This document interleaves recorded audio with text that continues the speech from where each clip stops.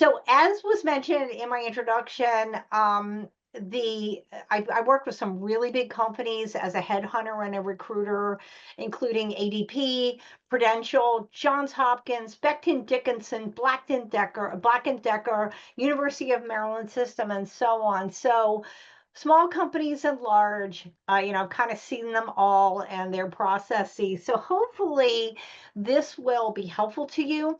We do have one handout for today, and it's just a resource sheet with a lot of the links that I'm going to talk about tonight, and you can that will be sent out to you. So tonight's goals will be we'll talk about developing your brand, optimizing your profile, strategic networking, and then if there's time, we can do the bonus slide. So hopefully this will be helpful. So with more than 1 billion users and counting, it's almost to the point now where you can't afford to be without LinkedIn. And LinkedIn is really unique under the umbrella of social media because it's kind of in its own category as social networking. And it's not to say that you can't network on Facebook or some other platform, but LinkedIn is sort of a niche in that way. So it's important to realize that being on LinkedIn is very different than using LinkedIn. Being on it implies being passive and just like setting it up and leaving it, whereas using it takes action. And that's what we're going to talk about tonight. And it's an important distinction.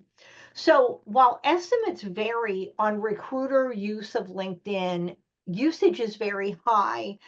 I've seen estimates, like one of them was from JobVite, which is a website, and 87% of recruiters regularly use LinkedIn. And then Forbes, I'm sure we've all heard of Forbes, reported at one point that recruiter usage was 95%. So whether it's 87% or maybe 80% or whether it's 95%, whatever it is on any given day when anybody is researching this, it's just important to know that most of your talent acquisition people, your recruiters, your hiring officials, your headhunters, all of it, whatever they're calling themselves, anybody that's doing any hiring is going to be on here. And even though I started on LinkedIn a long time ago, not long after it started in 2004, and I started not long after that, it's only become more so that all the years I recruited, anytime I got a resume for something I was trying to fill, I would always Google the person's name and I would always look on LinkedIn to see what else I could learn. So it's pretty clear that it's just grown from that point on. So 80% of professionals, just professional people out in the workplace, find that networking is essential to career success. So we want to be doing this, whether we're looking now or maybe we're planning on entering the workforce later this year, maybe in the summer. It's important to be ready and always be networking, whether we're actively searching or whether that's something that we're going to be doing in the near future. There's a website, and again, this is going to be in your tip sheet, called Hootsuite, and they pull together LinkedIn statistics every single year. And I just checked this today, so this has all been updated. On January 15th, so just a couple of weeks ago, they noted that 7 people are hired every minute through LinkedIn. So that's another reason to say it's really necessary for an effective job search. You can get along without it, but you're probably going to be fighting an uphill battle because everybody else is out there.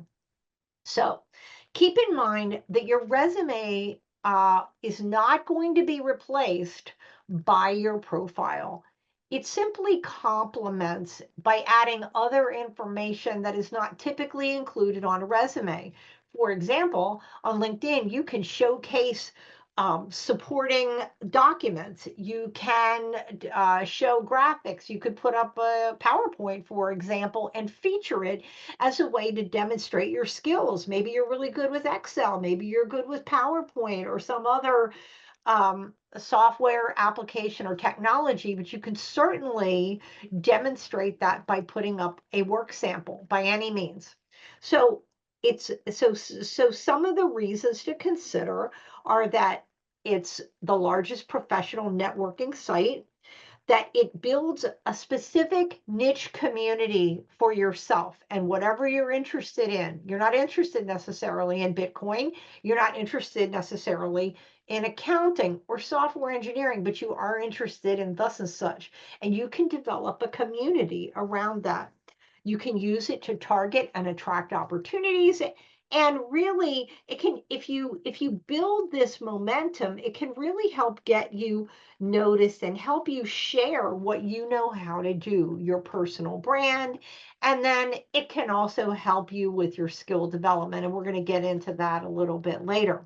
So, keeping in mind that there are all these opportunities and there are reasons to be on here, then let's take a look further and see what else we can learn about LinkedIn.